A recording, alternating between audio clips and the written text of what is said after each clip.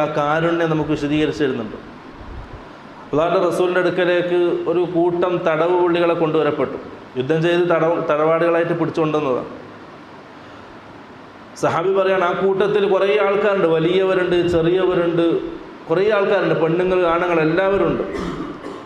അതിലൊരു പെണ്ണ് എന്തോ അന്വേഷിച്ച് അങ്ങോട്ടും ഇങ്ങോട്ടും നടന്നുകൊണ്ടിരിക്കുകയാണ്. എന്തോ പരതിയാണ്, എന്തോ അന്വേഷിക്കുകയാണ്.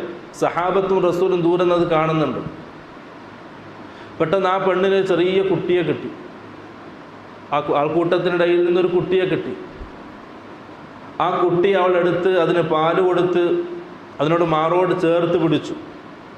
റസൂൽ സല്ലല്ലാഹു അലൈഹി വസല്ലം സഹാബത്തിനോട് ചോദിച്ചു, ആ പെണ്ണിനെ ചൂണ്ടിക്കാണിച്ചിട്ട്, അതറൗന ഹാദിഹി ത്വാരിഹതൻ വലദഹാ ഫിന്നാർ, സഹാബാക്കളെ, ആ പെണ്ണ് ആ കുട്ടിയെ തീയിലേക്ക് വലിച്ചെറിയുന്നൊരു രംഗം നിങ്ങൾക്ക് സങ്കല്പിക്കാൻ കഴിയുമോ? നിങ്ങൾക്ക് വിചാരിക്കാൻ കഴിയുമോ? സഹാബാക്കളുമില്ല